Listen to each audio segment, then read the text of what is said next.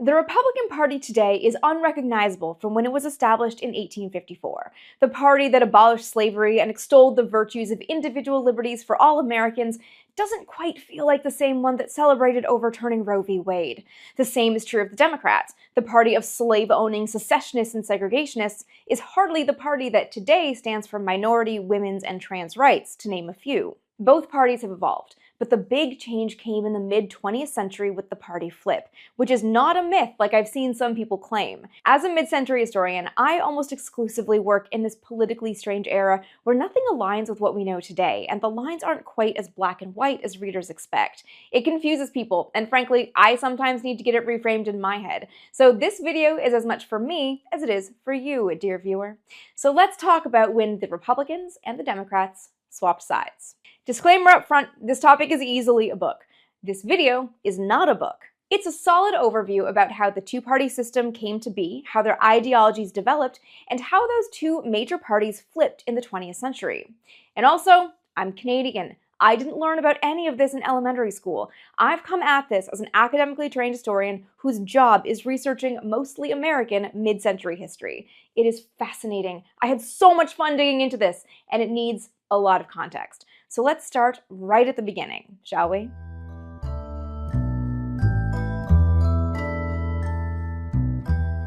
The American Revolution ended in 1783 with the fledgling United States proudly independent from British rule, but shaky.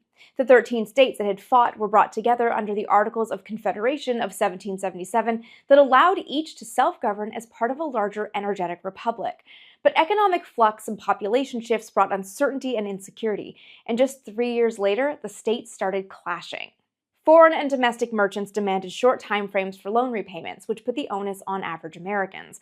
Farmers lost land to debt collectors. Military veterans weren't compensated. Massachusetts was embroiled in conflict. Rhode Island was printing devalued paper money to meet demands. Vermont was just rebelling. The Articles of Confederation weren't enough to keep the Union together. George Washington, who had led the Continental Army to victory over Britain, had never envisioned a strong central government. But now he was forced to admit it was necessary for things like interstate commerce, foreign affairs, national defense, and banking. Washington presided over the meeting of appointed state representatives, the Founding Fathers, that begat the U.S. Constitution. Written in 1787 and ratified in 1788, the Constitution doesn't mention political parties, and it doesn't seem to expect they'd ever come to be. It says that the president is elected, and that the runner-up will serve as vice president. This view is echoed in the Federalist Papers, a series of 85 essays published in New York to urge ratification of the Constitution. Alexander Hamilton and James Madison wrote in Papers 9 and 10 respectively about the dangers of domestic political factions. As Hamilton wrote, "A firm union will be of the utmost moment to the peace and liberty of the states, as a barrier against domestic faction and insurrection. It is impossible to read the history of the petty republics of Greece and Italy without feeling sensations of horror and disgust at the distractions with which they were continually agitated, and at the rapid succession of revolutions by which they were kept in a state of perpetual vibration between the extremes of tyranny and anarchy." When George Washington was sworn in as the first president on April 30th, 1789, he was unaffiliated, an independent ruling by what he thought was best for the nation. But a division was already emerging.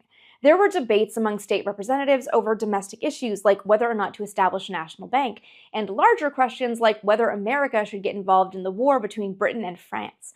Across the board, Washington remained fairly neutral, but his advisors were starting to take sides.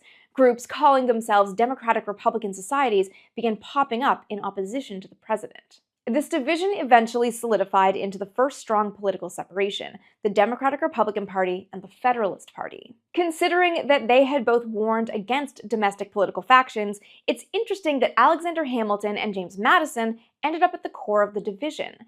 Alexander Hamilton led the Federalist Party that favored a strong centralized national government, close ties with Britain both diplomatically and commercially, supported a national banking system, espoused more conservative views, and was made up of the elite class. James Madison and Thomas Jefferson led the Democratic Republican Party.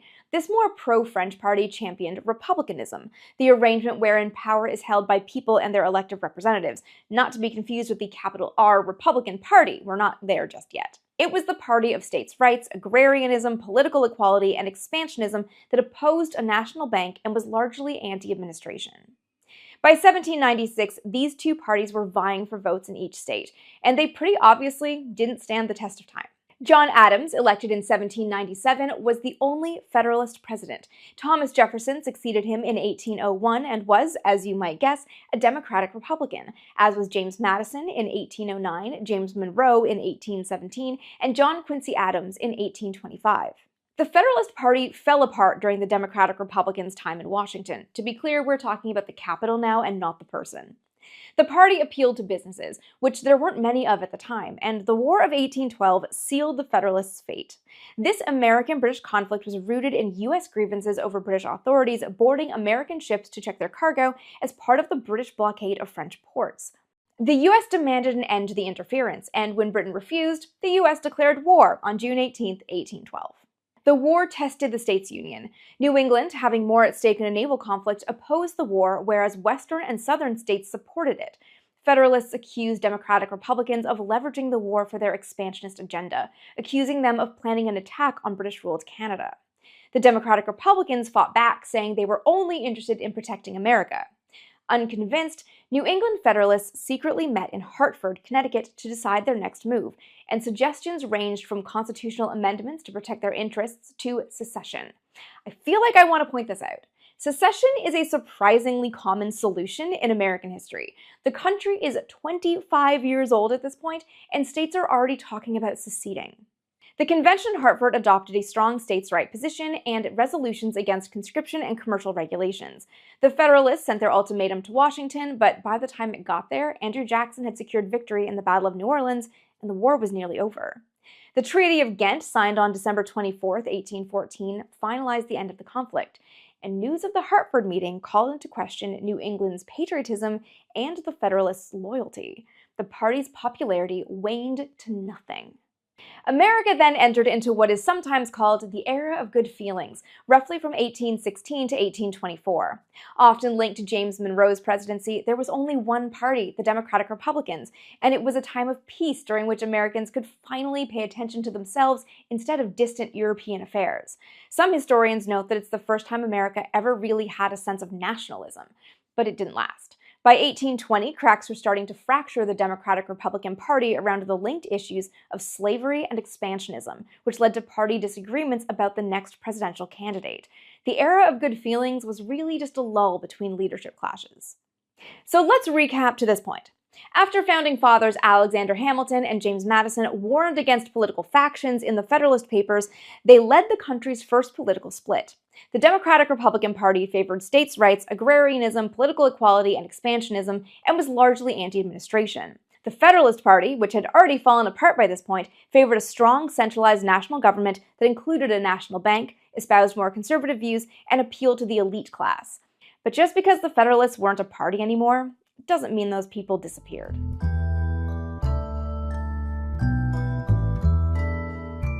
John Quincy Adams, as we've said, was a Democratic Republican when he entered office in 1825, but it was a strange election. He'd run against three other members of his own party, Andrew Jackson, William H. Crawford, and Henry Clay, and when no one won a majority, Adams was elected by the House of Representatives on February 9, 1825. The four-way race within the party spoke to new developing factions, Adams men backing John Quincy Adams and Jackson men backing Andrew Jackson. The Adams men formally separated and gave themselves a new name, National Republicans. Made up of mainly ex-Federalists, I told you they weren't going anywhere, the new National Republican Party espoused an historic nationalistic outlook and a desire to use national resources to build a strong economy through a university, a naval academy, and an astronomical observatory. The National Republicans saw the Union as a corporate organic whole. This means John Quincy Adams entered the White House as a Democratic Republican and left as a National Republican. Jackson men similarly broke off and created their own new party, the Democratic Party, that supported many of the old Jeffersonian principles, an alliance with France over Britain, states' rights, agrarianism, political equality, expansionism, and anti-administration. Andrew Jackson moved into the White House in 1829, the first Democrat president, courtesy of a well-funded campaign that reached voters at a state level, politicians, and journalists. It was the first truly organized run for office and marked a shift in how politics was done. Campaigning became a business. In the wake of Jackson's election, anti-Jackson men flocked to the National Republican Party. These were now disenchanted Democrats, members of a short-lived anti-Masonic party, and the last vestiges of the Federalists. Together, they formed a new party, the Whig Party. The name came from the unfavorable comparison of King Andrew to King George III, who ruled in Britain during the American Revolution. In a very short time, the dueling Democratic Republicans and Federalists were replaced by the equally dueling Democrats and Whigs. The Democrats maintained their commitment to an agrarian society as well as their opposition to centralized government and large federal programs that they felt threatened individualism. The party also opposed government spending and the kinds of favoritism that benefited special interest groups or created corporate monopolies that favored the rich. Overall, the party had a very laissez-faire attitude. The Whigs, on the other hand, believed in the supremacy of Congress and policies of modernization and economic protectionism. It was against slavery and in favor of protecting Native people and land. It believed in protective tariffs, national banking, and federal aid to grow national wealth and improve living conditions for all people. Democrat Martin Van Buren followed Jackson into the White House in 1837. Then came Whig William Henry Harrison in 1841, the president who famously died in 30 days. His vice president, Whig John Tyler, took his place, and this one got weird. Tyler was a former Democrat, a defender of slavery, and an advocate for states' rights who had only been on Harrison's ticket to attract Democratic votes. Now in power, he rejected Whig legislatures so completely that the Whigs rejected him right back, becoming an unruly mob that stormed the White House, threw rocks through the windows, and burned Tyler in effigy. His cabinet resigned, leaving him a president without a party. Things went back and forth for a few terms after Tyler. James Polk was a Democrat in 1845. Zachary Taylor was a Whig in 1849, as was his vice president, Millard Fillmore, who took over after Taylor's sudden death in 1850. But the Whigs were starting to fall apart. All of the disparate groups that had been brought together over their dislike of Andrew Jackson ultimately held different overarching goals and ideals, and a major divide was worsening over slavery. Northern Whigs were largely anti-slavery, while Southern Whigs tended to be pro-slavery. The party couldn't reconcile this divide and fell apart after Fillmore left office in 1853. Without strong opposition, the Democrats enjoyed almost a decade in office with Franklin Pierce in 1853 and then James Buchanan in 1857. So at the end of the 1850s, the Democratic Republicans, Federalists, Whigs, National Republicans, and a couple of other short-lived parties who never made it to the White House have all come and gone. The party in power is the Democrats, founded in 1828, who don't have a strong rival. But some really important things happened in the early 1860s, so we need to look back at some national changes during the rise and fall of the Whigs. But first, we're going to take a quick break. I'll be back in just a minute.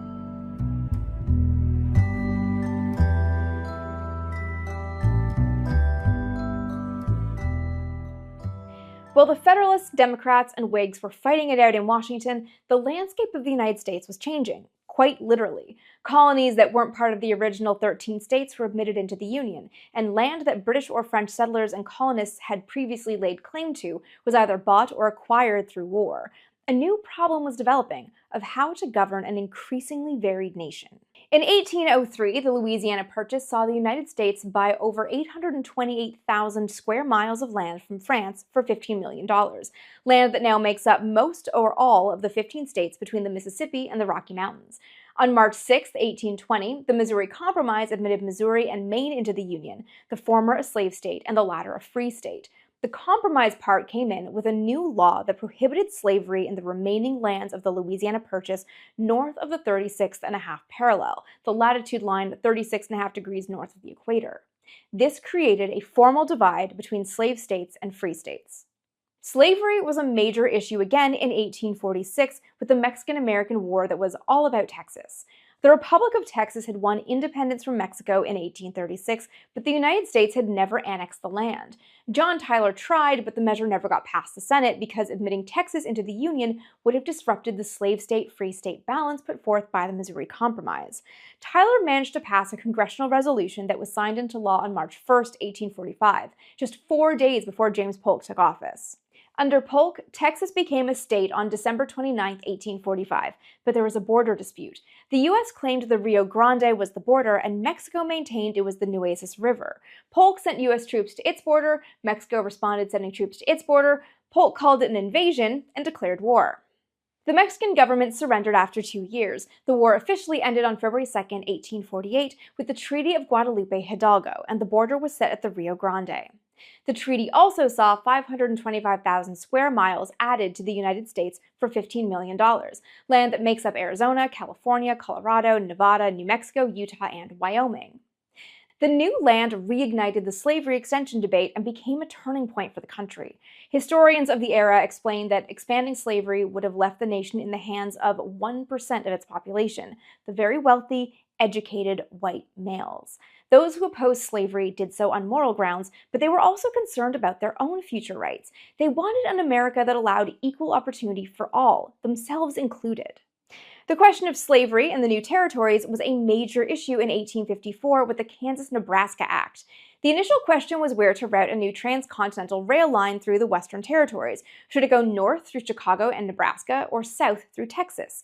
In effect, should it pass through free states or slave states?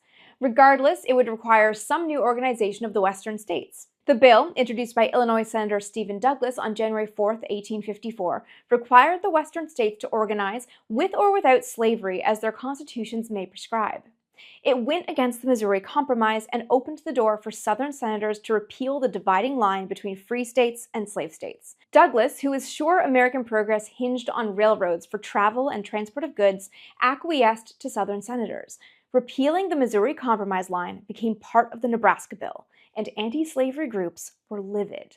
Ohio Senator Salmon Chase called the bill a gross violation of a sacred pledge. Massachusetts Senator Charles Sumner said the bill would turn the West into a dreary region of despotism inhabited by masters and slaves. In the end, the Senate passed the bill 37-14. The Missouri Compromise line was repealed, opening the door for activists on both sides of the slavery coin to rush into Nebraska and Kansas to try to sway state votes. The Nebraska bill sparked such outrage on both sides of the political spectrum that an anti-Nebraska meeting was held 2 months before it passed into law to start a new party to combat what attendees saw as unchecked Southern aggression. They met in a schoolhouse in Ripon, Wisconsin on March 20, 1854, and settled on the moniker of Republican. The Nebraska Act was passed into law on May 30, 1854. On July 6th, the new Republican Party held its first statewide convention, forming a platform and nominating a presidential candidate. On the whole, the party was focused on modernizing the country through expanded national banks, more rail lines, and factories. It wanted to give Western land to farmers rather than allow slave owners to buy it and create new plantations. The party was anti-slavery, though at the time of its creation it was more focused on stopping the spread of slavery than abolishing it. The first Republican presidential nominee, John C. Fremont, lost to Democrat James Buchanan in 1856, but the party secured some congressional seats. In that same election, the Know Nothing Party, a short-lived native rights party, also got some congressional seats. Together, they held just enough power that the Democrats didn't have a majority. The Republicans got Nathaniel P. Banks installed as Speaker of the House, firmly gaining a foothold in the Capitol. So here we are in 1860, with the new Republican Party gaining steam and the Democrat Party fairly established in Washington. Our two modern dominant parties finally exist. The Republican Party started in the Midwest to combat the South, which meant there was no Republican representation or branches in the lower part of the country. The South was run by Democrats, but members of that party, too, were split on the issue of slavery. That division helped Republican candidate Abraham Lincoln win the presidency in 1860. He won despite not appearing on a single ballot in a Southern state. And people weren't happy.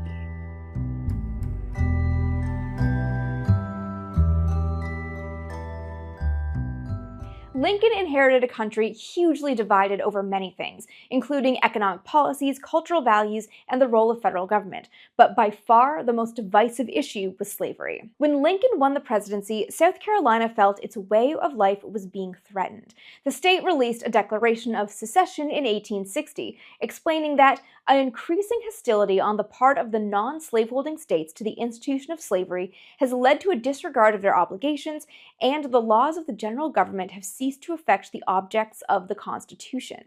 The constituted compact has been deliberately broken and disregarded by the non-slaveholding states, and the consequence follows that South Carolina is released from her obligation. Of a future with slavery outlawed, the Declaration said that the guarantees of the Constitution will then no longer exist. the equal rights of the states will be lost. The slaveholding states will no longer have the power of self-government or self-protection, and the federal government will have become their enemy. 10 more states followed South Carolina's example. Mississippi, Florida, Alabama, Georgia, Louisiana, and Texas seceded first, with Virginia, Arkansas, Tennessee, and North Carolina rounding out what became the Confederate States of America. Each state defended slavery, with some opining that slavery should be expanded and others arguing that slavery was too vital a part of the Southern economy to lose. Across the board, they pointed to states' rights and their right to leave the Union if they felt their rights were violated. They all said that outlawing slavery was a violation of their rights. From 1861 to 1865, hundreds of thousands of soldiers died on Civil War battlefields, and it wasn't a politically clear line. Lincoln entered the White House a Republican, but when the war started, he switched to become the leader of the National Union Party.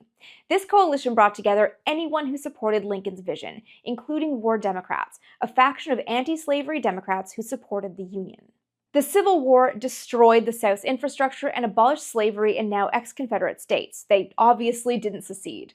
The 13th Amendment was passed in June 1865 and was ratified in December, though Lincoln never saw it. The president emerged from the war as a hero in the North and a villain in the South, and was assassinated just days after the war ended on April 15th.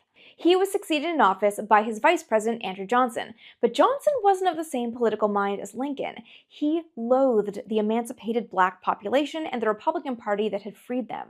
His aims in office were to protect property and white American men's freedoms first and foremost. And so Johnson attacked the Republican Party, arguing that it wasn't fighting for equality, but rather for the redistribution of wealth. He maintained that Republican programs like the Bureau for the Relief of Freedmen and Refugees that provided food, shelter, clothing, medical services, and land to displaced Southerners and newly freed black men would just create bureaucracies and pass white taxpayer money to what he called lazy black Americans. The political fighting got worse in the post-Reconstruction years. Constitutional amendments, notably the 15th Amendment, gave black men freedoms, protections, and the right to vote, though some states retained practices that kept black men from voting through local laws, poll taxes, literacy tests, and sometimes outright intimidation tactics.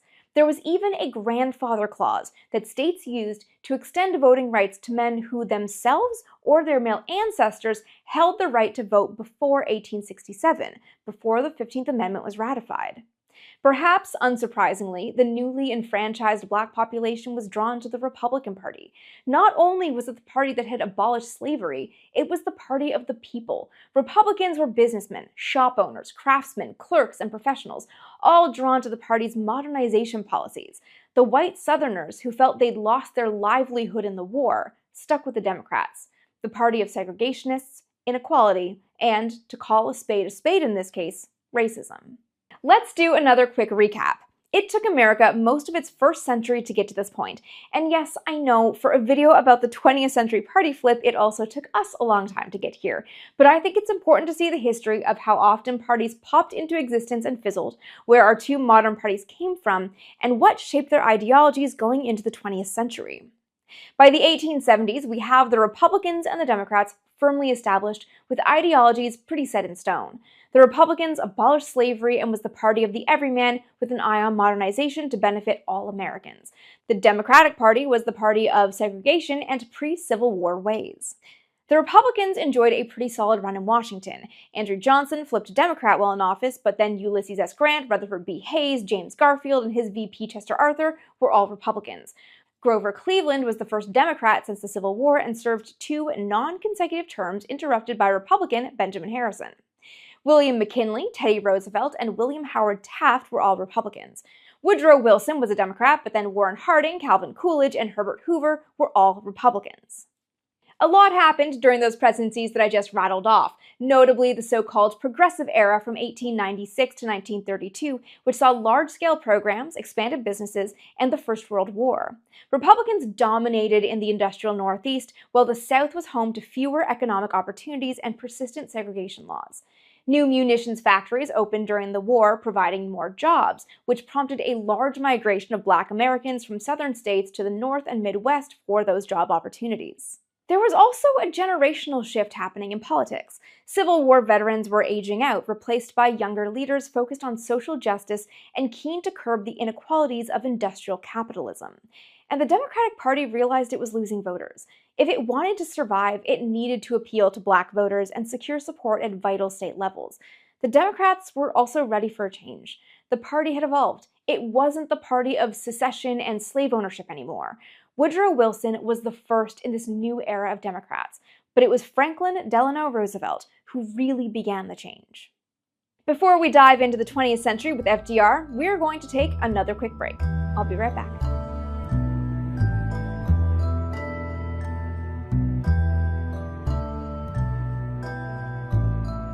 When the Great Depression hit in 1929, unemployment spiked and poverty rose nationwide. Americans needed a solution and a way to get their lives back on track, and the two-party system was threatened for the first time in nearly a century. If neither the Democrats nor Republicans did something to help, the country would likely see a revolution. The time was ripe for a new party to take the White House. The early Depression years saw a rise in socialist groups, protests, a strengthening anti-capitalist sentiment, and a rise in pro-labor candidates in local elections. But no truly strong third party arose. Instead, radicals within the Democrats and Republicans secured local elections. Republican Herbert Hoover, who was in office during the first years of the Depression, wasn't able to appeal to Southern segregationists or find economic policies that would help the Black population that was most affected by the market crash. In the early 1930s, 38% of Black Americans were unemployed compared to 17% of white Americans. Franklin Delano Roosevelt emerged as the Democratic nominee for the 1932 election, and we ought to pause for just a moment to talk about why he ran as a Democrat and not a Republican, as was his family tradition. His distant cousin, President Theodore Teddy Roosevelt, was a Republican. FDR had held a card as a member of the Harvard Republican Club at school. He espoused very Republican ideals. Turns out, he felt the Republican Party was too full of his own relatives for him to stand out, many of whom were closer to Teddy by blood, so arguably were likelier candidates for party support for their own run to the White House. To better his own political future, he entered politics as a Democrat. This makes his presidency make a lot more sense, to me at least, because I've wondered about this for a long time. During the presidential race, FDR's platform highlighted his Republican rival's shortcomings, and he promised America a New Deal. I pledge myself to a new deal for the American people. Give me your help not to win votes alone, but to win in this crusade to restore America to its own people. FDR wasn't a shoo-in. He was evasive about race in his campaign, and his running mate, House Speaker John Nance Garner of Texas, had voted for measures to make voter registration harder for Black, minority, and poor voters. The dominant feeling remained that a vote for a Democrat was a vote for every injustice the Black population had suffered, but no one wanted 4 more years of Hoover either. It was a bit of a lesser of two evils situation for many Americans, but FDR had more mass appeal. He'd served as governor of New York from 1828 to 1932 and worked hard to address the Depression, which inspired some confidence in voters. The Roosevelt-Garner ticket ultimately gained strong support in the North, South, and West. FDR won by a landslide, carrying all but 6 states. By the time FDR was inaugurated on March 4, 1933, the banking system had collapsed, nearly 25% of the labor force was unemployed, and prices and productivity had fallen to a third of their 1929 levels. He went to work leveraging the federal government to alleviate the worst of the Depression. His first days in office saw banking reform laws, emergency relief programs, work relief programs, and agricultural programs. As the New Deal evolved, there were union protection programs, the Social Security Act, and programs to help farmers and migrant workers. FDR successfully adapted as the political landscape around him changed. Worried about a strong progressive Republican rival in the 1936 election, he shifted his views left in both rhetoric and policy. He talked about programs to equalize the distribution of wealth and change the tax structure that heavily favored the wealthy and large corporations. He became more supportive of trade unions and extended federal patronage to local leaders in progressive states to secure their support.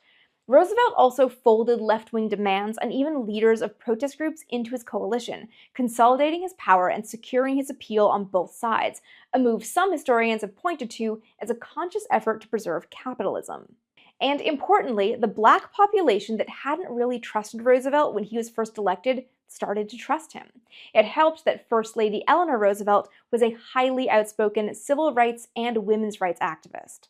In 1939, after 2 terms, the New Deal and FDR had gotten America through a hugely trying decade. In 1940, FDR ran and won a 3rd term, then a 4th in 1945.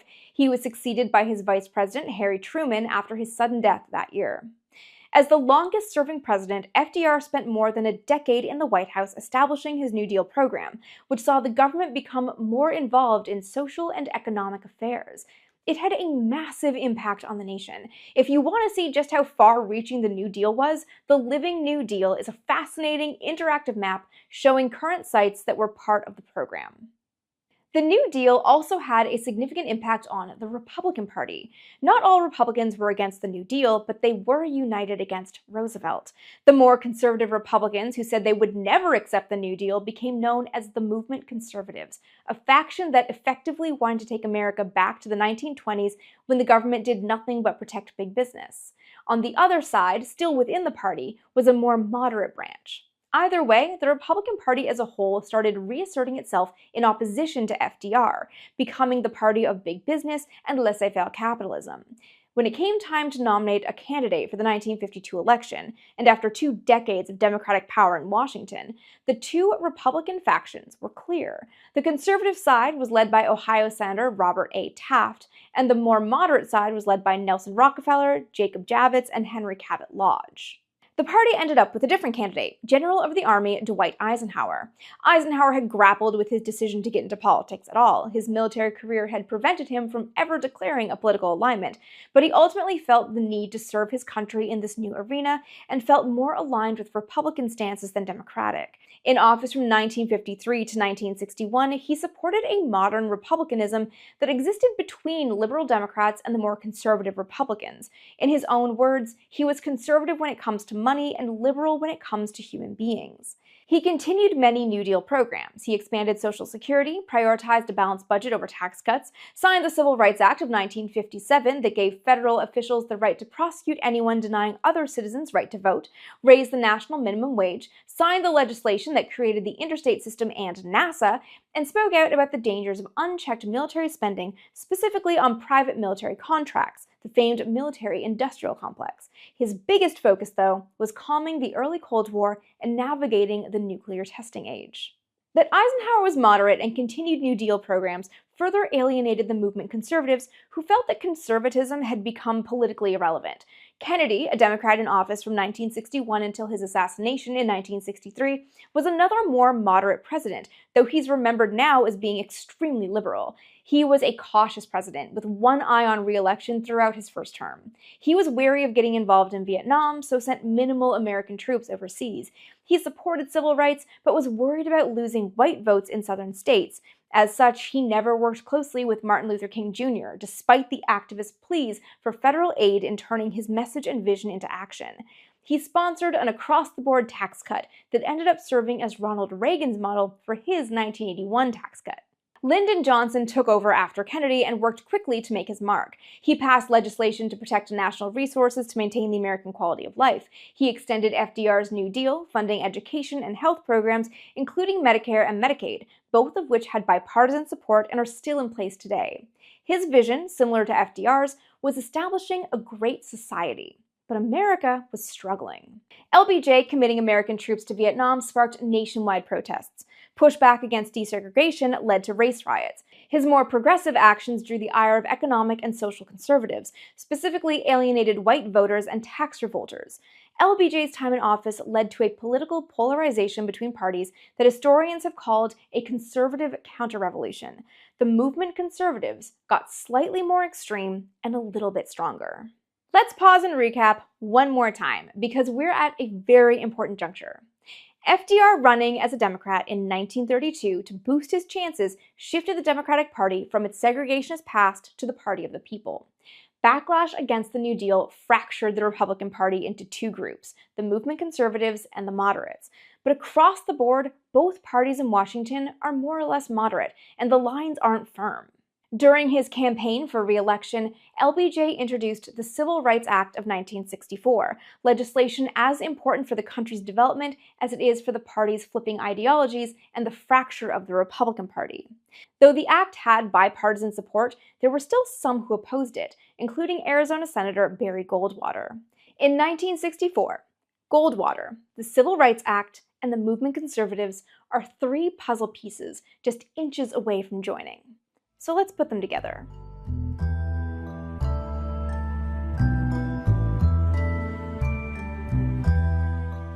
Barry Goldwater was born in Arizona, a state that didn't join the Union until 1912, so arguably imbued him with a different sense of nationalism than people born in older states. Initially interested in a military career, Goldwater was forced to take over the family business, Goldwater's department store, in the 1940s. In 1949, he entered politics via a seat on the Phoenix City Council before becoming a senator in 1952. He preached modern conservatism that heavily emphasized individualism, protection of private property, anti-communism, and a distrust of centralized power. Goldwater didn't have firm presidential intentions when he published his political creed in a small manifesto, The Conscience of a Conservative, in 1960. The book became a bestseller and a new Bible for conservatives. In it, Goldwater writes that civil rights, labor relations, and welfare all require the utmost vigilance and care to keep political power within its proper bounds. He points continually to the Constitution, arguing that it needs to be the rule of the land, not the modern decisions by lawmakers, courts, or politicians. He gives an example in discussing Brown v. Board of Education. In that landmark case from 1954, Goldwater cites Chief Justice Warren as saying, "We cannot turn the clock back to 1868 when the 14th Amendment was adopted. We must consider public education in the light of its full development and its present place in American life through the nation." To that, Goldwater writes, "The court said that what matters is not the ideas of the men who wrote the Constitution, but the court's ideas. The Constitution is what its authors intended it to be and said it was, not what the Supreme Court says it is. If we condone the practice of substituting our own intentions for those of the Constitution's framers, we reject, in effect, the principle of the constitutional government. We endorse a rule of men, not of laws." Because of his manifesto, Goldwater became a rallying point, not only for conservatives, but for segregationists and white supremacists as well. Republican voters put off by the New Deal decades earlier were also drawn to this new voice protecting individual freedoms and personal wealth and championing minimal government. In January of 1964, Goldwater announced his intention to run for president. Competition within the party came from moderate Henry Cabot Lodge Jr., who won in the primaries, but Goldwater won the nomination in June, deepening the divide between moderates and conservatives. I would remind you that extremism in the defense of liberty is no vice.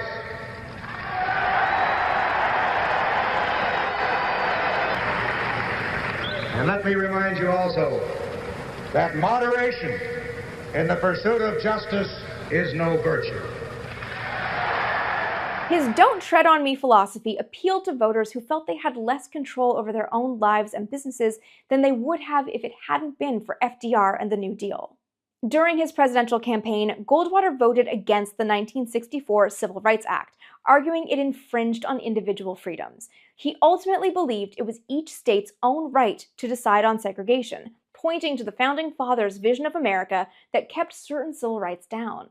On the prospect of Goldwater in the White House, Martin Luther King Jr. said, "I feel that the prospect of Senator Goldwater being President of the United States so threatens the health, morality, and survival of our nation that I cannot in good conscience fail to take a stand against what he represents."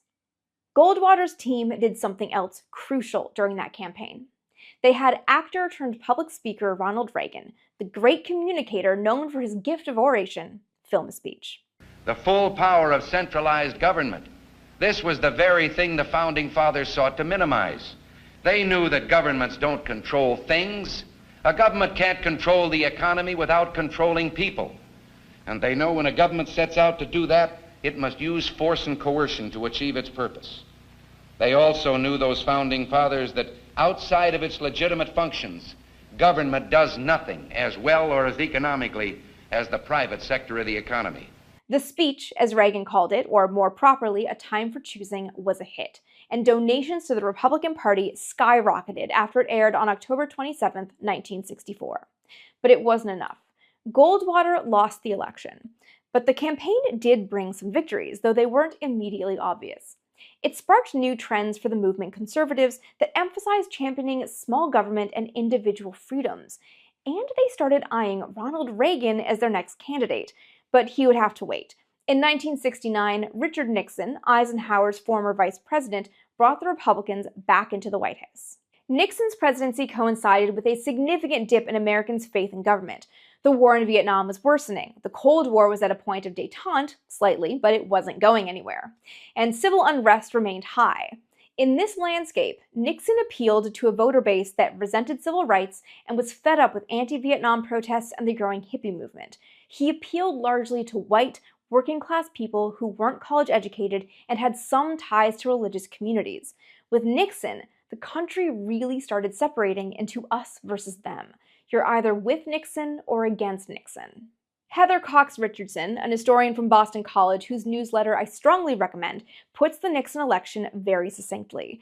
It's that election that you really get the power of this racial backlash taking over the Republican Party and creating a wedge that is going to allow movement conservatives to take the party over by 1980 with the election of Ronald Reagan.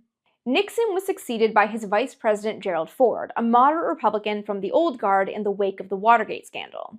Democrat Jimmy Carter was elected in 1976.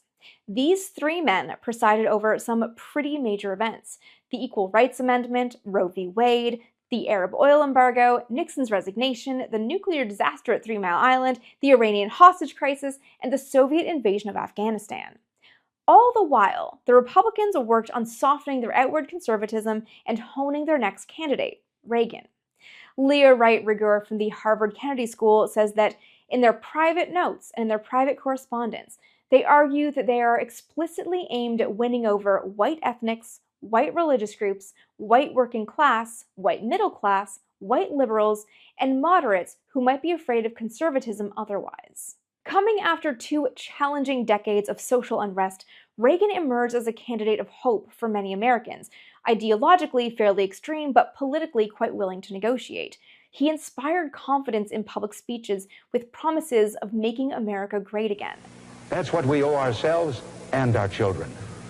That's why I'm running for president.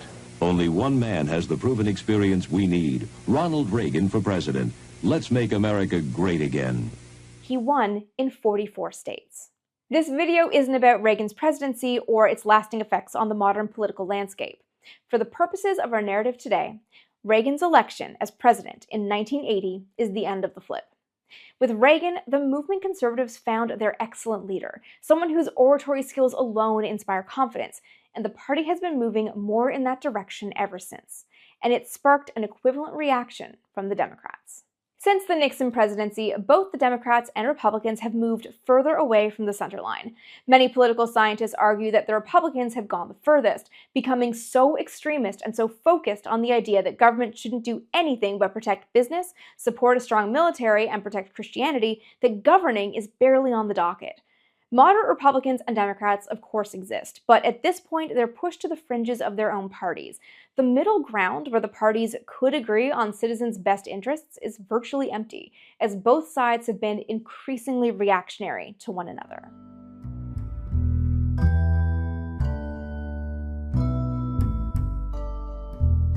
So how did we get here? From warnings against political factions, we've seen the rise and fall of the Federalists, Democratic Republicans, National Republicans, Whigs, and the National Union Party, and those are just the ones that made it to the presidency. By 1865, the end of the Civil War, there were just 2 parties, the Republicans and the Democrats. The Civil War-era politicians aging out brought the Democrats to a new era at the turn of the 20th century. Coupled with the crisis of the Depression, the party was set up for a major change. Franklin Delano Roosevelt, who ran as a Democrat to give himself better odds against his Republican family members, began that change and started the flip.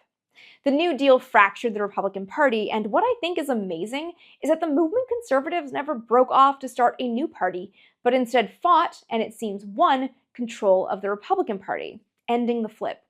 If FDR and the New Deal started the party's shifting ideologies, Arizona Senator Barry Goldwater waved Ronald Reagan in to finish it.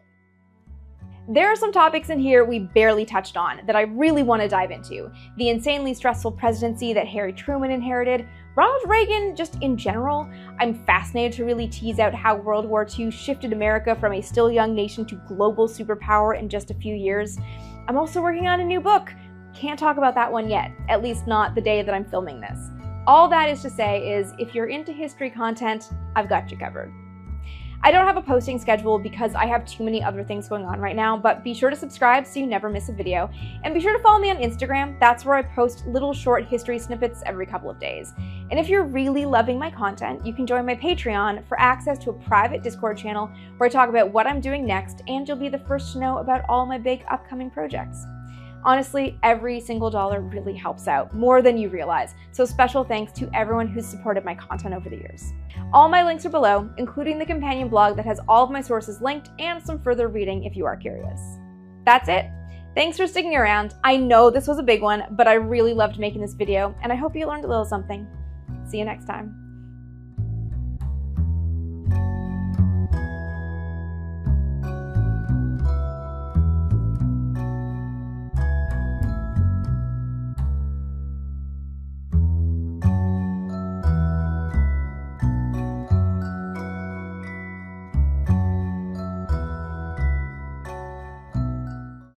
But I've never seen a more delusional sense of the distribution of power in the world, Pascal. And that's usually conducive to armed conflict because we think we're stronger than we are. And then when we realize that we're not, how do we react to that?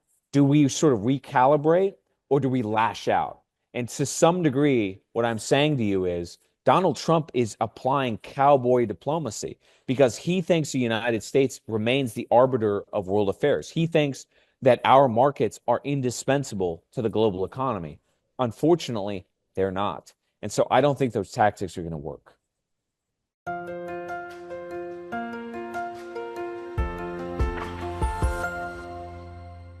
Hello everybody, this is Pascal from Neutrality Studies, and today I'm talking to Cameron McGregor, an entrepreneur who founded a free speech platform, a fellow YouTuber with a channel on finance and geopolitics, and a Substack writer. His home country, the United States, and the state of its politics is what we want to discuss today. So Cameron, welcome. Thank you for having me. I look forward to the chat. Well, thanks for coming online. The two of us, we met about three weeks ago in Canada, and we had a chance to exchange a bit on the sidelines of an event. And I really wanted to have you on the channel to get your insights about what's happening with the US, because you're coming from I would say, from an analyst's perspective and from correct me if I'm wrong, from a conservative point of view of what the United States is doing and where it should be going. And you founded this free speech platform that I found fascinating. Could you tell us about it and why you think free speech might still be in a problematic place, even in this new Trump administration that just said so clearly free speech is back?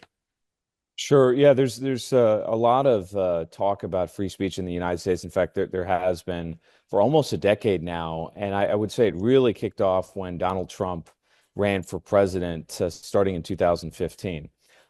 He was elected, as we know at this stage, much to the chagrin of the Washingtonian, New York, LA elite. But it was also a shock. It was quite a shock because Donald Trump got overwhelmingly negative marks from the mainstream press, what a lot of people refer to as the legacy media, right? I think there was actually a study put out by Harvard that said that over 90% of all comments that came from major news outlets like CNN, CBS, you probably remember this, were negative, and yet he won anyway.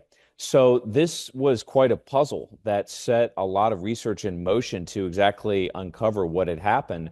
And I think the best account of it came from a nonprofit called Data and Society in a study called the Alternative Influence Network. And basically what they discovered was that there was a whole cottage industry of dissident thinking, of content creation on YouTube and other platforms that was sort of circumnavigating the legacy platform. Now, I say all of that because free speech in the United States, and I think in the Western world right now, is definitely under siege. It has been for some time, not necessarily from a legal standpoint. That's part of it.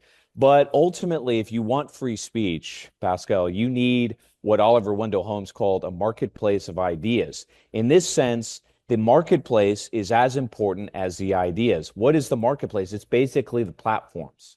It is the structure of the information networks themselves. And the reason why Trump was elected, what carried his message to market, were all of these alternative platforms that emerged. Unfortunately, the reaction to that was then a massive campaign of censorship to either wipe out channels that were promoting a pro-Trump agenda by deplatforming, demonetizing them, or what have you, or by closing down their bank accounts. So effectively, what you had was censorship via the financial system and this sort of structure of information, whether it's Facebook or YouTube or what have you, who were responding to pressure groups that wanted Trump's message shut down. Now, your question is, has that meaningfully changed? It has to some degree because of folks like Elon Musk that have purchased Twitter outright and tried to corner that marketplace of ideas such that it's more conducive to open and free-flowing debate. That really is the battle that we're facing. Ad Actum, which is the free speech platform I set up, was really designed to be a financial organization that would get equity in the marketplace of ideas, in platforms, so that people could get their content to market without being disrupted. That battle is still being waged as we speak. Trump's victory, I think, to some degree has loosened up some of the censorship. You recently probably heard that Mark Zuckerberg was decrying some of the censorship that he authorized on his own platform. That is a reflection of a shift in the power structure. But ultimately, who controls the marketplace, who controls these platforms, both in the financial system and in the media, that's who controls free speech, and that is very much still a battle. There is this huge push that we have seen at least since COVID to argue that there is a right for free speech, but there's not a right to be heard. At least in the European context, that was uttered quite a few times, right? You have a right to say whatever you want, but there's no right to be broadcasted. So the state has a right to crack down on platforms when they when the state decides that there is information or that there's misinformation that it doesn't want to spread. Now, again, this then, of course, implies that there's an arbiter of truth, and the U.S. Constitution was explicitly formulated. I mean, the First Amendment was explicitly formulated under the idea that there should not be a central arbiter of truth. I do perceive the United States as one of the Western countries with the strongest of all safeguards for this idea that there's no arbiter of truth and that anything goes except for immediate calls to violence, which the only thing that in the United States you're not allowed to say is go kill this man.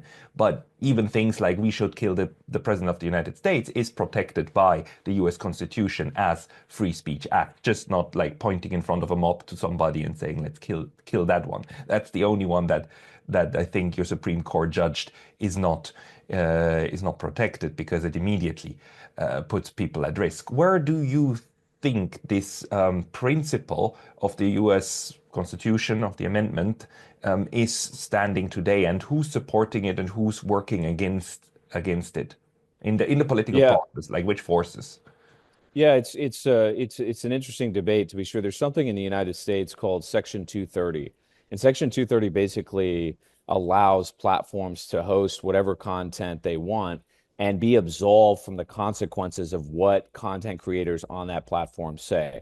So there is very definitely a battle going on to try and overturn that and make the host of a platform responsible for the content that's put forth on it. That's very tricky, to be sure. I think protecting Section 230 is vital because we want to make sure, to your point, that folks are not just speaking into a vacuum, that they are in fact heard. Now, I don't think that we need any revolutionary laws to deal with this. What we really need is political pushback to hold legacy institutions, both in the financial system and I would say in the halls of power, accountable by political opposition. Ultimately, this is what Donald Trump represents, or at least in theory, what he has done is he's tried to push back against these narratives that have become unchallengeable. The only way to do that, Pascal, is in the political process itself. And I do think that's happening. I think it's happening not just because Elon Musk bought Twitter. I also think it's happening, believe it or not, in the Bitcoin space because there's a very real awareness of financial censorship. And as I said, the legal component here is really not the big enchilada. It's ultimately leveraging the banking system to demonetize, deplatform, shut down your ability to be heard because you can't monetize it. That's the key. And I do think censorship resistance through Bitcoin, through cryptocurrency, as well as political opposition in the form of Donald Trump, that's the key piece to that. But to the overarching point here, I would say, is this battle's not over yet. It really is not. It's ongoing, and we have to sustain the momentum, I think, that Donald Trump set in motion some 8 years ago. I find this super interesting because I think, if I understand it correctly, you belong to the people who argue for the power or the ability of Bitcoin and these cryptocurrencies that are not centrally controlled by the banking system to actually help societies to free themselves. I had somebody on this channel, a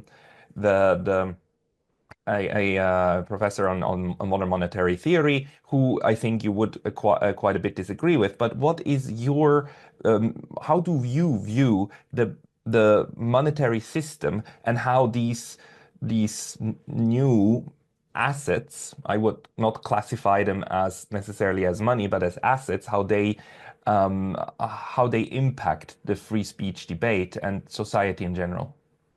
Yeah, there's something I've referred to it as the leftist corporate state.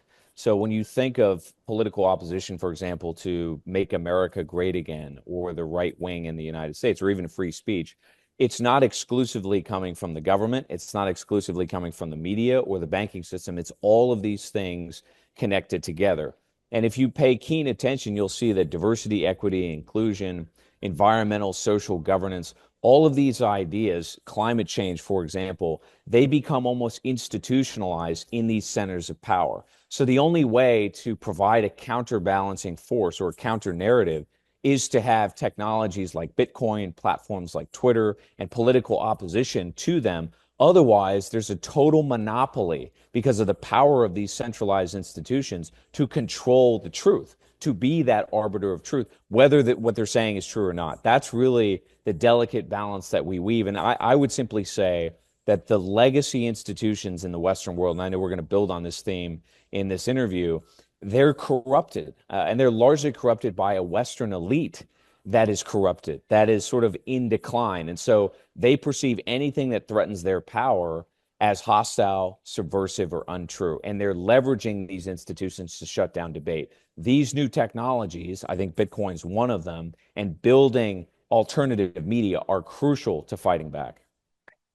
The media, or the alternative media on which discussions like this, or also like a lot of the media coverage of Mr. Trump that you mentioned earlier took place, is actually also still controlled in a very traditional way. You know, the pyramid, the top down, where one person or a couple of people a board take decisions, policy decisions that are then pushed down. And I think Twitter is also a good example of that. I mean, Twitter changed, even became X, and it became more open once Elon Musk took it over, right? It's still this kind of the central control of a small group of people is still pivotal in those platforms.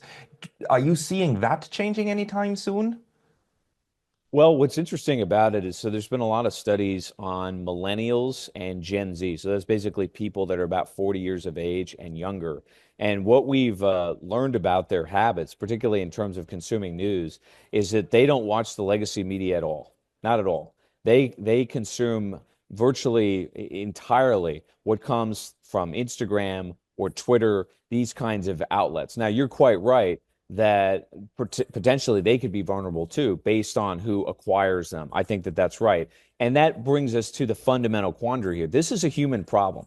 No technology is a panacea. We effectively need pushback from human beings in political movements, in technology movements that are going to be the guardians of free speech. If we don't have them, we could definitely lose it, right? So that's ultimately what it comes down to. That being said, awareness of the corruption of the legacy press, maybe some holes in some of these legacy arguments are at peak. And that's represented in what you see from millennials and Gen Z, who are not simply tuning out legacy press, but they don't believe it either, right? Confidence or trust in what the mainstream press is telling you has collapsed. So I think that's a very good thing because it speaks to skepticism and an open-mindedness regarding the information that you're being fed. As long as that skepticism is there and stays strong, I think that the future for free speech in the United States will be strong as well.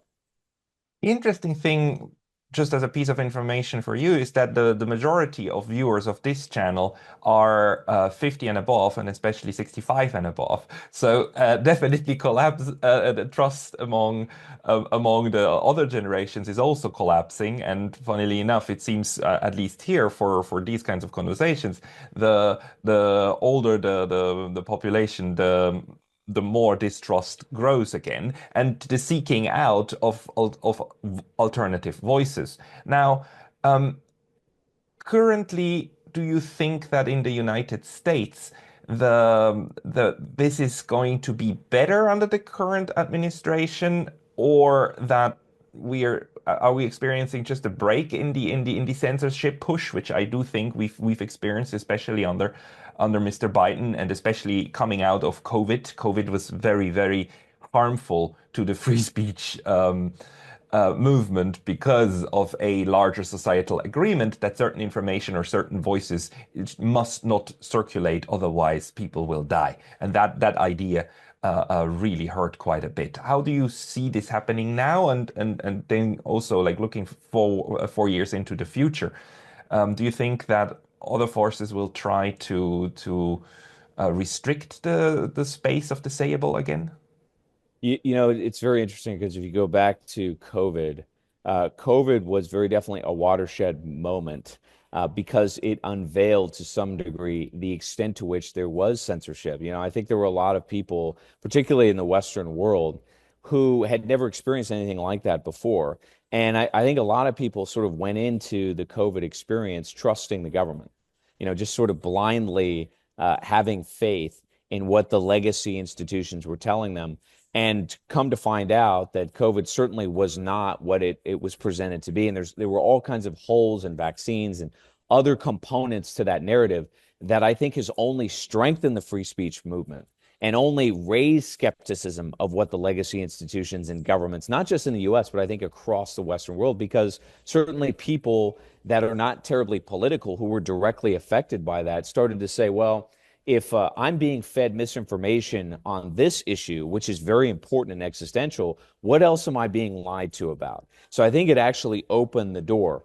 As far as Trump is concerned, it is to some degree a conundrum. I do think that Donald Trump's legacy to some degree is that he has ventured into taboo topics and mainstreamed a lot of conversations that previously people would simply not discuss. Immigration certainly being a leading candidate among them as perhaps the most taboo topic.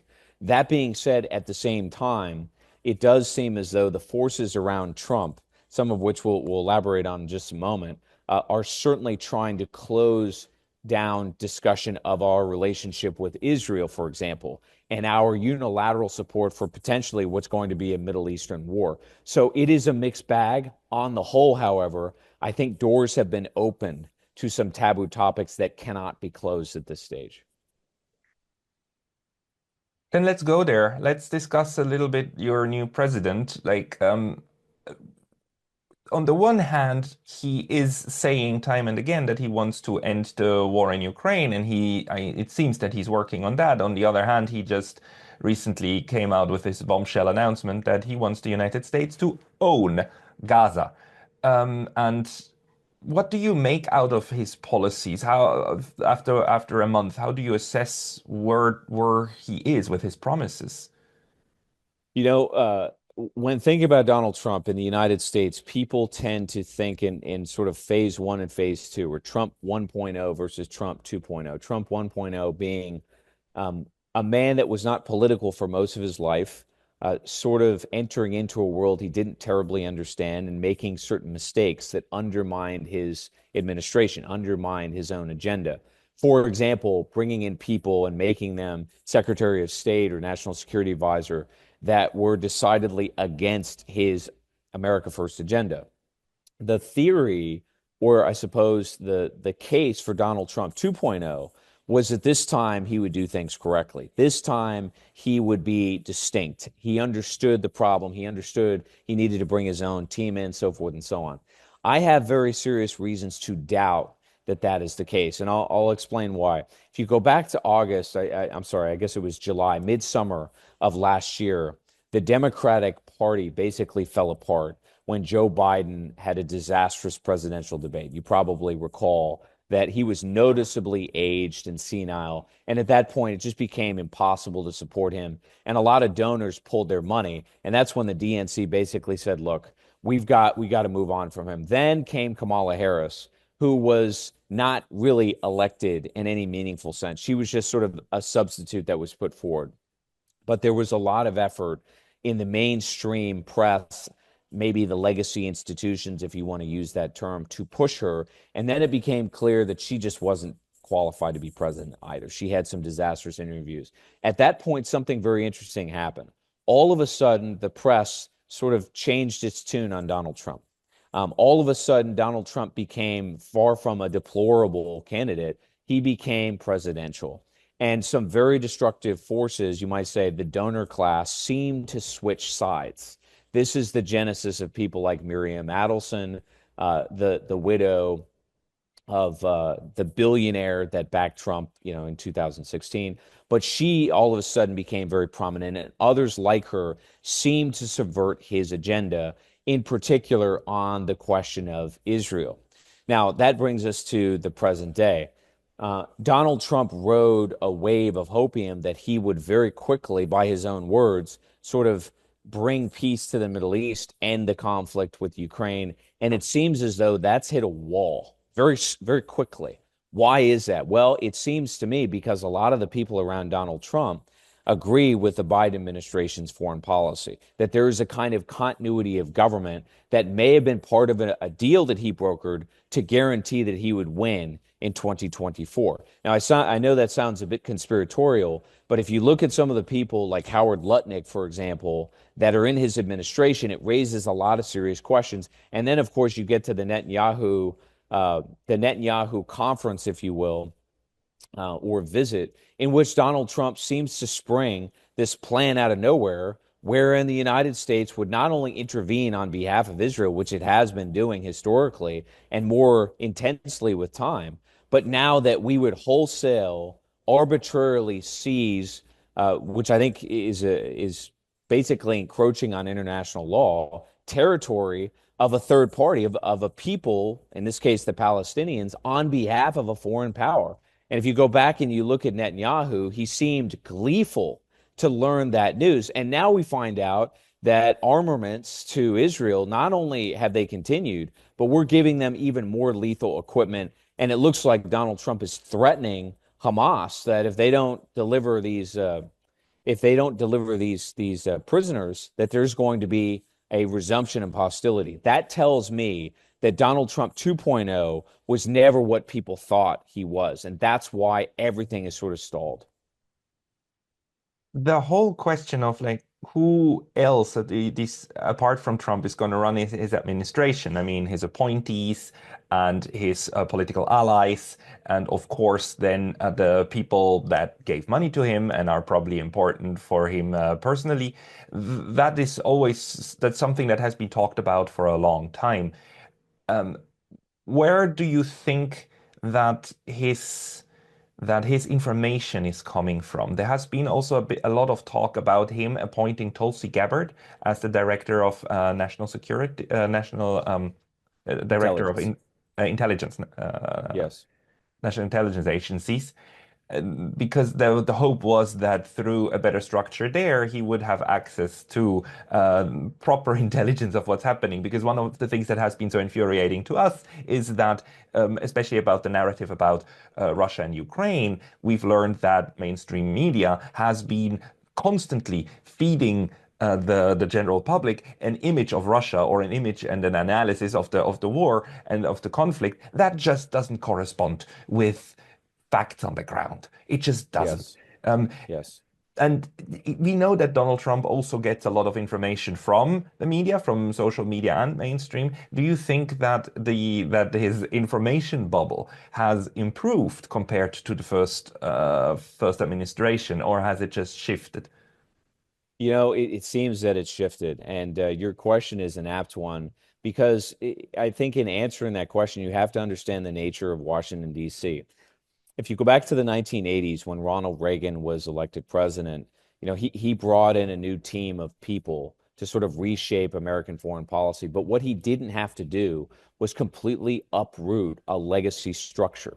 In other words, there was still a kind of viable governance in place that he could marry his new team to, and the legacy institutions. What Donald Trump is facing is multi-generations of people that are hostile to Russia, that see the world in very binary terms.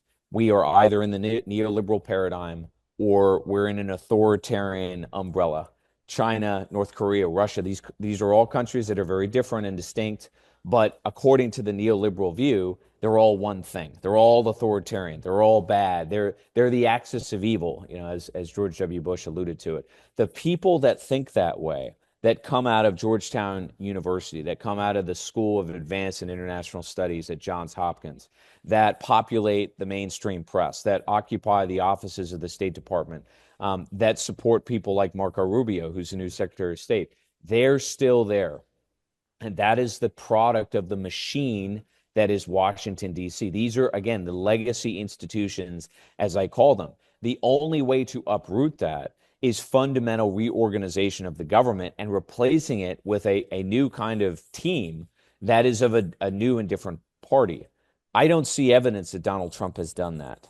It strikes me that he's still reliant upon the same feeder systems, the same kind of experts to staff his administration and give him the information that he wants. Now, some hold out hope that Tulsi Gabbard, as an example, maybe RFK Jr. as another example, could get in and sort of shake up the administration. We'll have to see.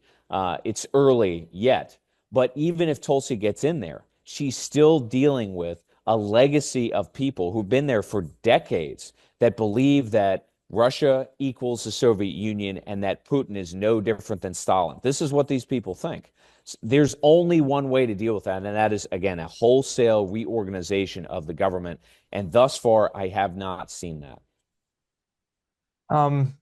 Wholesale reorganization, or these tabula rasa moments, are really difficult to organize, because the structure depends upon who else has been in there, right? It's really, really hard to do. It's even hard to do if you win a war against an enemy. I mean, it was hard for the US to pull this off in Japan and also in Germany. You need to rely upon the structures that are there already. But we do see that this is something that he's trying to do. And here I have this question about Donald Trump's approach, or how you interpret it, because on the one hand, he is now bringing back these very old notions of great powers just going in and taking plots of land, right? When it comes to Gaza, we go in, we use the military, we take this land, we can take it, we have the right to do it.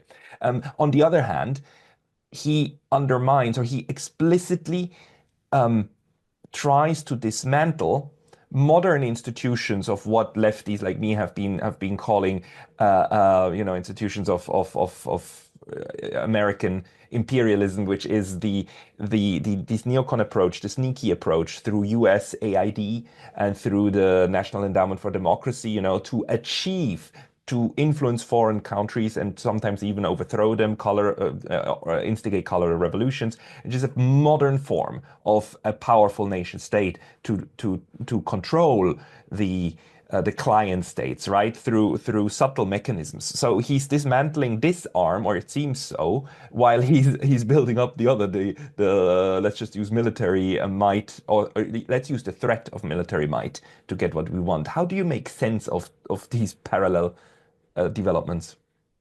Yeah, it's interesting because part of the problem for Donald Trump, and you see this manifest in his dialogue on trade. So I think the president feels very comfortable talking about economic issues, perhaps more so than he does geopolitical issues, a lot of which I don't think he really understands. Okay. And he doesn't necessarily need to have a sophisticated worldview insofar as he understands first, do no harm. First, don't make the situation worse. The issue is, if you look at his comments on trade, he externalizes a lot of problems in the United States. For example, he set up something called the External Revenue Service. And the messaging behind that, Pascal, has been, we're going to make the Chinese, the Canadians, the Mexicans, et cetera, pay revenue to us for their crimes against us. I'm being slightly hyperbolic, but more or less, that's his view. Now, the Chinese didn't deindustrialize the United States. The Chinese didn't make bad deals, okay? Our leadership did. Our own government was negligent on the Mexican border. I'm not saying that Mexico and China and so forth didn't necessarily exploit that situation to their own ends. Of course, most nations do that. But the framework of externalizing the problem, which is what Donald Trump is doing in terms of trade, mirrors exactly what the neocons do regarding foreign policy in general. Again, it's Iran who's evil. It's Russia who's evil. It's Russia who caused this war, et cetera, et cetera. In other words, Trump doesn't break free from that delusional paradigm. And that's instructive to understand because it explains why there's still continuity. And even the procedure by which he's engaging countries in the Middle East, or by talking to the Russians, maybe not talking to them, a very sort of confused state of affairs, demonstrates that he still doesn't really understand, Pascal, what you and I know intuitively, namely that the world has changed and that to the extent the United States has declined, it's our own fault. It's because of corrupt governance. It's because of a kind of decline of elites who didn't really understand the world that they were in. It's because the CIA, in conjunction with U.S. military power, launched 80 to 100 regime changes since 1945. That's our fault, and we have to deal with that. Donald Trump is not doing so. He is externalizing the problem in a different way, to be sure, but I fail to see how that is really getting us back to the kind of foreign policy that we had before World War II, which, as you know, was focused on neutrality and building good relations with the rest of the world, which I think to some degree Trump appealed to, but it just doesn't match his policymaking. That's sort of the issue that we face. This is very interesting. And the United States has played an outsized role, especially in its own hemisphere, in the Americas, for forever. One of the big complaints that all my South American friends have, Central American and South American friends, is that the term American is used by US citizens to refer to themselves exclusively, not to everybody else. They say like, we are American too. I mean, they're just one out of many of us, right?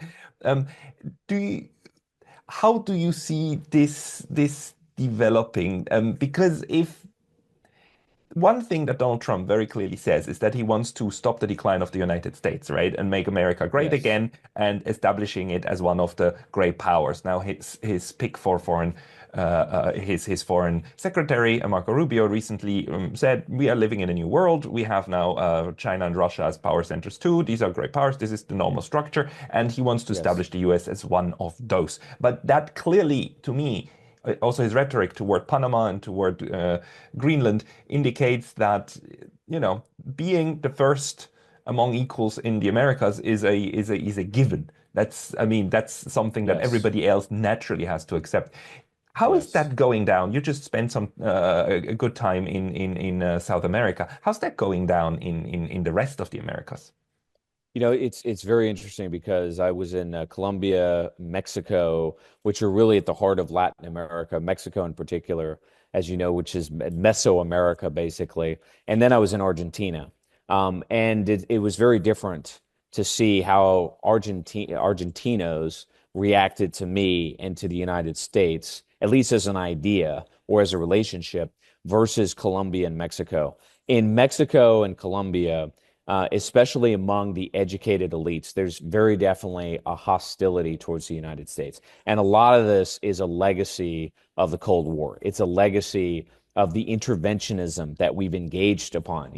I tend to sit more right than left, as I think you're aware, but Noam Chomsky has written a series of books on America's misbegotten ventures into Latin America for a long time. People in that part of the world remember these things. They understand them, and they know sort of who's behind the scenes operating the machinery. And unfortunately, it's been the CIA, as I said earlier, or it's been other forces in the United States. As a result of that, I think that Colombia, Mexico, maybe Latin America in general, certainly Brazil, what are they doing? They're looking more east. They're looking towards the BRICS. They're looking towards China. That shift was very palpable as far as I'm concerned. Argentina, although, was a bit different. In Argentina, as you probably know, Milei is trying to revitalize the economy. He's trying to get inflation under control. And what is he doing? He's trying to peg towards the dollar. And he's sort of made some very controversial statements, very negative comments, I would say, about the East. In fact, he was interviewed when I was down there about the East versus the West. And he basically said, Argentina should partner with the civilized side of life. And he said, well, what do you mean by that? And his answer was the West. Now, far be it from me to say Milei is wrong, but in this case, I think he is. I think he's categorically wrong. I think it's very clear that one of the major themes we're living under, you specifically, Pascal, being in Japan, is that the East has changed. It has reorganized. It has a new sense of self-confidence, particularly the Chinese. And I think the East is rising, whereas the West is sort of in decline, certainly on a relative basis. Guess who doesn't understand that? Donald Trump. Donald Trump, and I think a lot of his supporters too, a lot of America First folks, their view on the United States is we've had a bad run. We've had some misbegotten ventures. We've had some poor policies. All we need to do is tweak things on the edge, and we'll get right back to where we were in 1990, to the unipolar moment. I think it goes without saying that world is over. We are in a new multipolar world, one in which the United States is one of the great powers, but that is not the perception necessarily of the DC elite. And by the way, I'm not sure that is understood in Europe either by the Euro elites, who are still looking at the United States as the unipower in the world. Yeah, I share that assessment, and especially about the Europeans. The one thing that I find funny from coming from Americans, and I mean North and South, is this still this European framing of how the world works. Because funnily enough, if you're sitting in any one of the Americas and you want to go to the East, you would naturally in an airplane travel west. Right? They're to the west of you. To the east is actually the Europeans, right? And the history of, especially of the United States, of the way its colonization and then development worked, was east to west, right? So, yes. Including the last state to be added, which is far in the west, is Hawaii, right? No, it's a good point. Just a moment on geography, because Europeans, as you know, tend to be much better at geography than Americans. And that's something people sort of chide Americans with. But there's a lot of depth to that comment. And here's why. When you think of the United States, you have to remember how geographically remote it really is, right? We have two oceans on either side. And what that means is that a lot of Americans do not travel. Logistically, economically, it's just not that easy to get to Europe, to get to Asia. Now, fortunately for me, what has shaped a lot of my worldview, probably like yourself, is I've been to over 30 countries. I have lived in Hong Kong. I've been to Bangkok, Thailand. I've been to Japan. I've been all over South America. I've been to Latin America.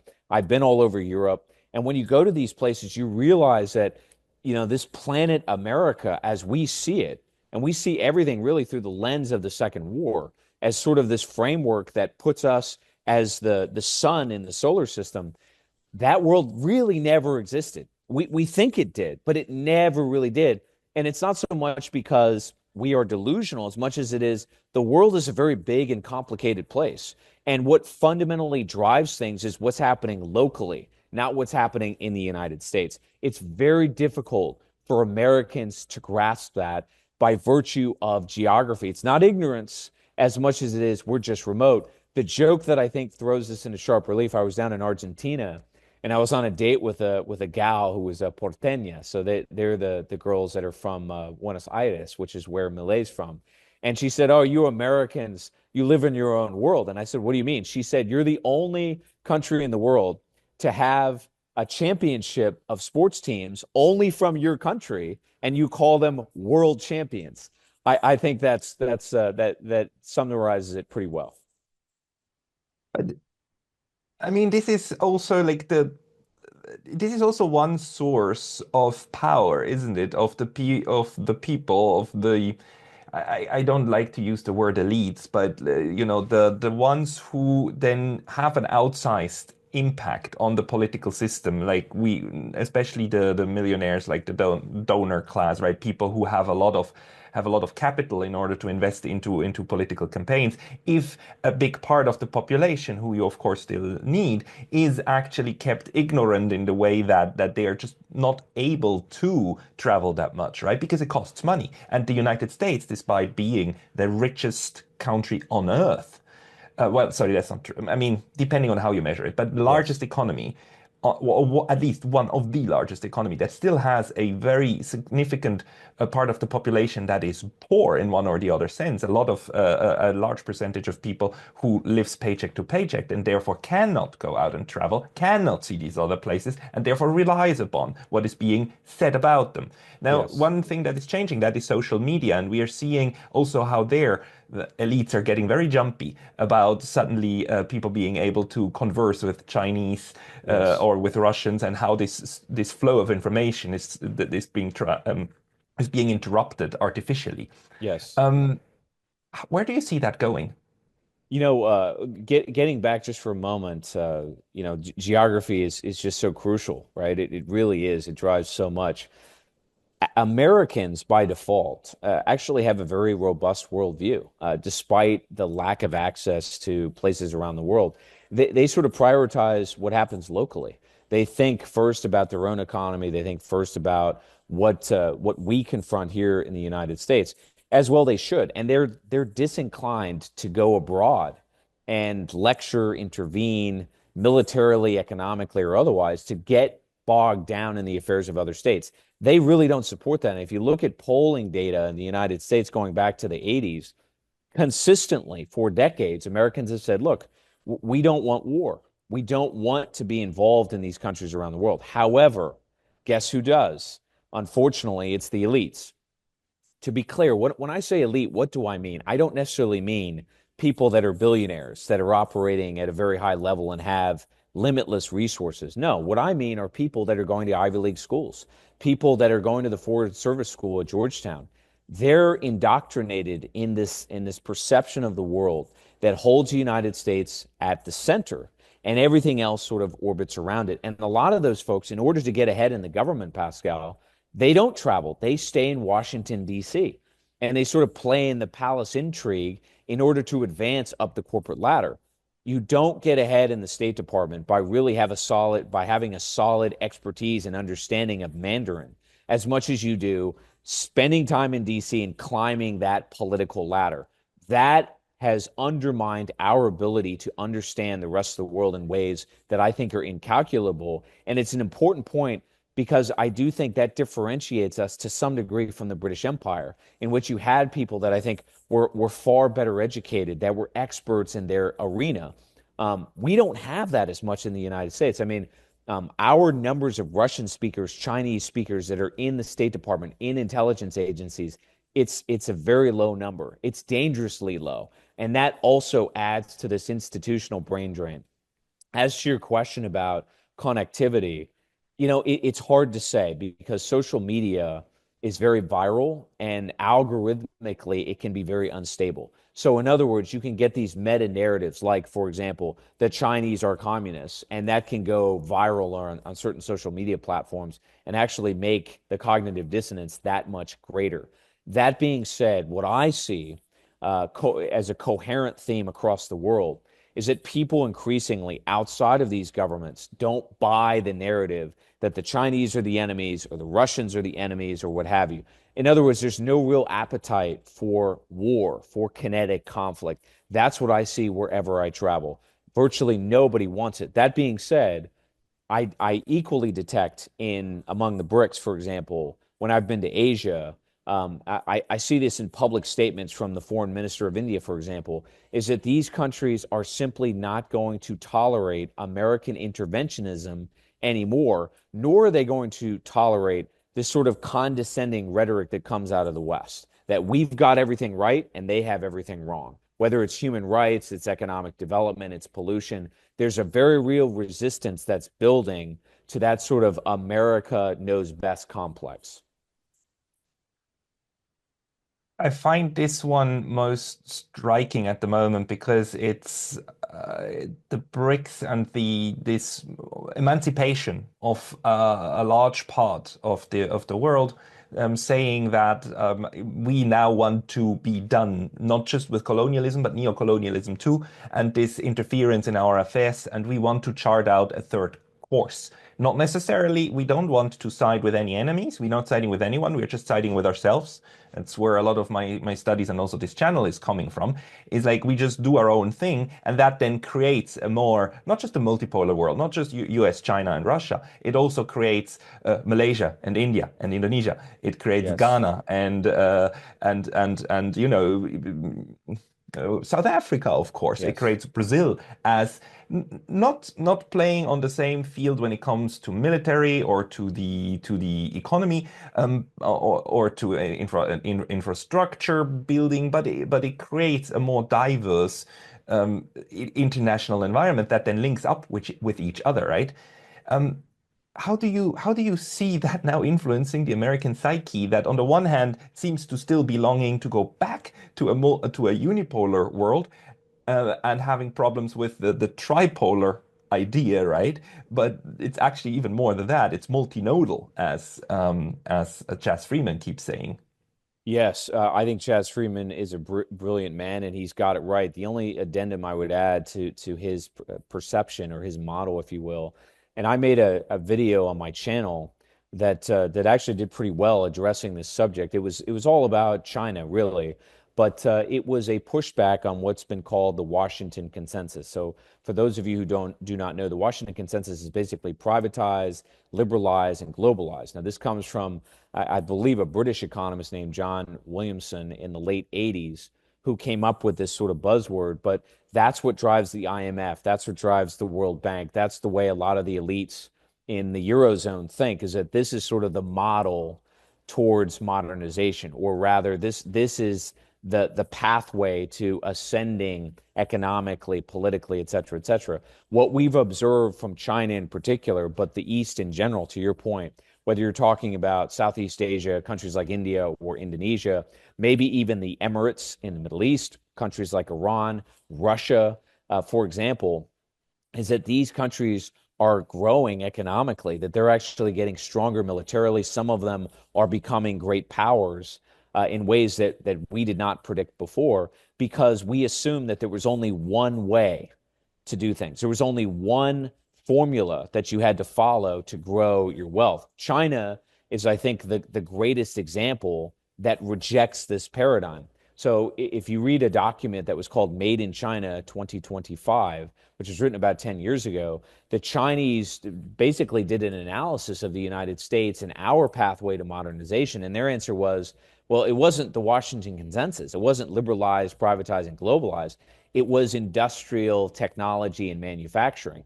That's what we want to replicate. And guess what? They have. And now China, I think, is actually a greater economic power than the United States. Now, as to your question, how is this affecting the psyche of Americans? America, and perhaps most countries are this way, but America in particular is inside out, not outside in. So what drives us is what happens here first, what happens out there last, to be sure. Remember, James Carville, who was a political advisor for Bill Clinton, once said, "It's the economy, stupid." What Americans are thinking about today is their standard of living is falling. The job market is poor. Prices are rising. Corruption in the political system is acute. The border is collapsing. The sort of greatness that we once had simply is not there. That's what they're trying to wrap their heads around. Now, what the elites are feeding them, and what even Donald Trump is feeding them to some degree, is that, again, this is externalized. This is because of bad trade deals that we've done with the evil Chinese, or this is because of the rise of Russia, or what have you. Of course, that's not really the case, and I don't think that most Americans buy into that. That being said, I do think that this event in Ukraine has been quite shocking to the DC elite. And here's why. If you go back to 2022, the reflexive response to Russia's invasion, number one, was total shock. Nobody in DC thought that the Russians would do it. And the reason was we felt, well, they're afraid of the sanctions. So then they invade. Then we slap them with sanctions. And the expectation was, well, they'll turn against Putin and the economy will collapse. This was widely believed in Washington, D.C., okay, almost as an article of faith. Okay, so then that doesn't happen. Then the sentiment was, well, the whole world will align with us to isolate the Russians because they're the bad guys. Then the Indians, the Chinese, and practically others, even some inside the Eurozone, said, hold on a second, what's really going on here? We don't agree with ostracizing Russia for all kinds of reasons. That came as a big shock to the DC elite, both in terms of a measure of our external influence and power, but also because the Russians, it seemed, internally were much stronger, not just militarily, but economically than we expected, because, again, we live in this neoliberal world where either you're a part of the Western modern world or you're an authoritarian, backward, inefficient, degraded country. And that completely burst that bubble. That has had a big impact on the psyche of the DC elites, to be sure. Okay, so it is the, for lack of a better word, but the seeping in of reality. Because you can pretend that Russia, you can say, like Mr. McCain did forever, that Russia is just a gas station masquerading as a country, right? That's it's a lovely little slur in order to deride a potential a geopolitical rival, but it's not actually reality, right? So, and this conflict, then, do you think it is a sobering moment overall for especially for the group of people that has this outsized influence in terms of wealth and power in Washington, to say like, oh, maybe we believed too much of our own propaganda? Yes, I do. And look, I think the specter of doubt is rising. I think questions are beginning to be asked or posed about the building blocks of our power. Just speaking in terms of industry, I started my career, Pascal, you may not know this, in the Navy. And the U.S. Navy, the U.S. military in general, carries a great halo effect. As I'm sure you know, it is widely believed, especially in the United States, and I think to some degree, although to a lesser extent in the rest of the world, that the United States has the greatest military in the world, and it's completely unchallengeable. Well, in the 1980s, we had a 600-ship Navy. That 600-ship Navy has basically shrunk down to about 200 ships, most of which are decades old, in very poor shape, in need of repair and maintenance. And guess what? We don't have the industrial capacity to replace them. There was a report put out by the GAO, the Government Accounting Office, that basically concluded that the Chinese have more shipbuilding capacity in one of their shipyards than we have at all of ours combined. Now, added to that, you have the fiscal problems. Added to that, you have, I would say, the deplorable state of recruitment for the U.S. military in the United States. In other words, nobody really wants to join the military, and the quality of people that we have in the service has declined as well, for all kinds of reasons that we can go into another time.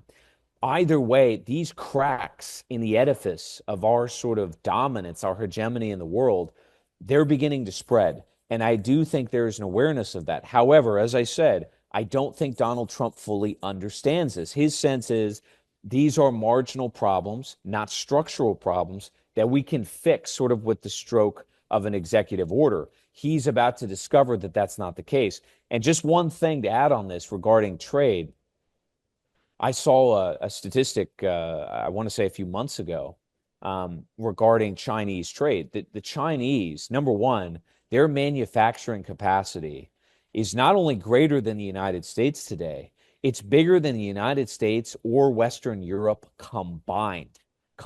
So that's one just monumental statistic. In addition to that, the Chinese are now trading more with Southeast Asian countries than they are with the United States. So what does that tell you about the relative appreciation of economic power in the world? That hasn't registered with Donald Trump yet. I don't think it's registered with Americans in general yet. That's the next sort of red pill moment, if you will, that's coming, is that the military dominance we think we have, it's not there. The economic dominance that we thought we had, it's not really there either. This is coming, and it's coming fast.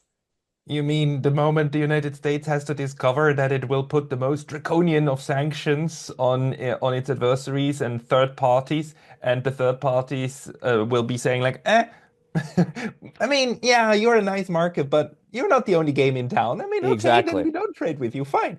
Exactly. You mean that one? It's very interesting because you mentioned Chaz Freeman earlier. He wrote a very good piece. I think you asked him about it on your show, actually, which was about diplomacy.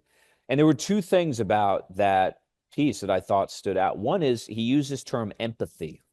He said you have to be empathetic, which does not mean sympathetic, right? It doesn't mean I feel bad necessarily, which a lot of Westerners they'll use that term. I sympathize, as if the global South is incapable of doing anything, right? This is sort of condescension involved in that. No, it's empathy. Empathy means that you understand not just their point of view, but the distribution of power in the world. This is the most dangerous time I think I've seen. I'm 40 years old. I'm not very old, to be sure, but I've never seen a more delusional sense of the distribution of power in the world, Pascal. And that's usually conducive to armed conflict because we think we're stronger than we are. And then when we realize that we're not, how do we react to that? Do we sort of recalibrate or do we lash out? And to some degree, what I'm saying to you is Donald Trump is applying cowboy diplomacy because he thinks the United States remains the arbiter of world affairs. He thinks that our markets are indispensable to the global economy. Unfortunately, they're not. And so I don't think those tactics are going to work. I agree. I mean, some aspects of them will impact, especially the immediate neighbors. So Canada and Mexico are probably now struggling heavily in how to navigate this new administration. But we are nearing the 1 hour mark, so I do have to wrap this up. Cameron, people who want to read or watch more from you, where should they go? Yes, follow me on YouTube. It's at Neo-Masculinity, or follow me on Substack. I have a Substack that's called Men and the City. And essentially, the macro thesis, if you will, that underpins everything that I write about is sort of the rise of what I call Masco nationalism, or the reset of politics in the Western world that's beginning with young men. And this is manifest all over Europe in the rise of new parties, and it's certainly what's fueling the Make America Great Again movement in the United States. So follow me on Substack at Men in the City, and then follow me on YouTube at Neo-Masculinity. Where should young women go who find the analysis correct? Everybody. It is welcome to all, but certainly the specter of this movement that I see, that I think is going to reorganize and transform the West to make it more congruent, I think, with reality. That is happening in the minds of young men. Women, I think, will come along for the ride, but at the moment, it's certainly the genesis of it, I think, is in young men. At some point, we're going to organize a discussion with a feminist friend of mine from Sweden. Sure. I think that will be an interesting one. Sure. But I would like to thank you for your insight, Cameron McGregor, and talk to you again. Thank you so much.